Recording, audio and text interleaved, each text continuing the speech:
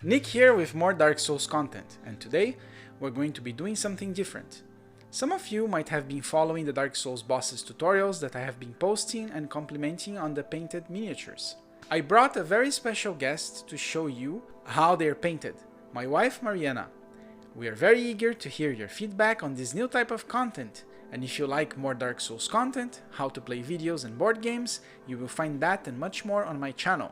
So don't forget to like the video and consider subscribing. Without further ado, here is Mariana. Hello! Sorry, that was a terrible impersonation of the Dark Souls gesture. Hopefully my painting will be better.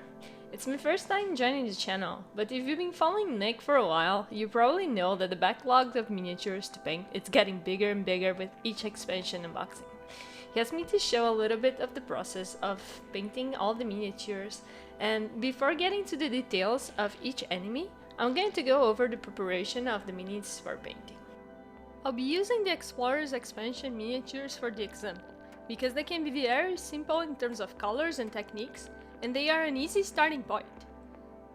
We will be painting the minis later on, but first step to begin painting is making sure that your miniature base is clean and with a good surface. Almost every model has some excess material on it. Either mold lines, when the two parts of the model connect with each other, like this barrel, or flash, where the plastic of resin enters the mold vents, allowing the air to escape and prevents bubble imperfections, like this mimic thong. I'm using a hobby knife to clear the models and remove the excess of each of them. You just need to be careful not to overdo it, because you can damage the mini and it could show up even after it's painted. The Firebomb Hollow has a few excess on his face, and I also found a few on his elbow, but they are quite easy to remove. Maybe not that easy. The Tombstone had a very big excess on the side, and a big line coming from the bottom of the model to the top. When removing it, should be careful with not damaging the leaves that you have on the sides. The Silver Knight Spearman had a little bit of excess on his hands and on his spear. The Pursuer had some excess on his sword that required some cleaning. The Mimic required a little bit of dentist work, but in the end he was fine.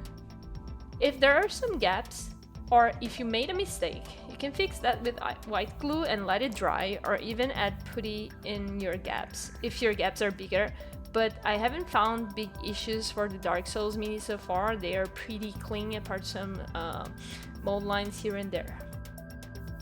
The next step is to clean the minis with warm water and some dish soap to remove any release agents, glues, or excess that might still exist in the molds.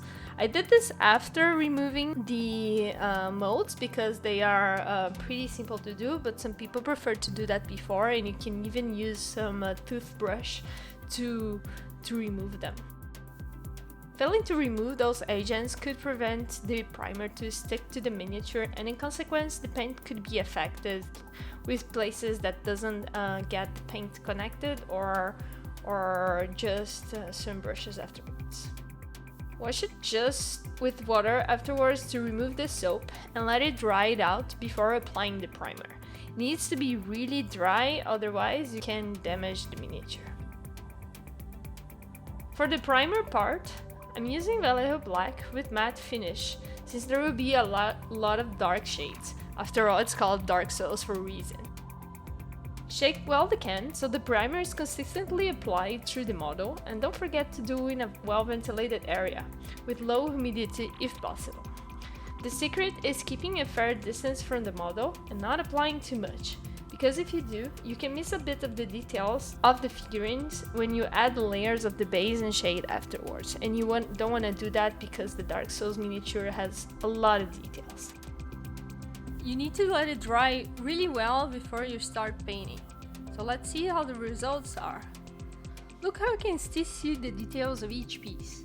The wood veins of the chest are there, the metal chains of the silver knives are so vivid, and even the tiny ropes of the barrels.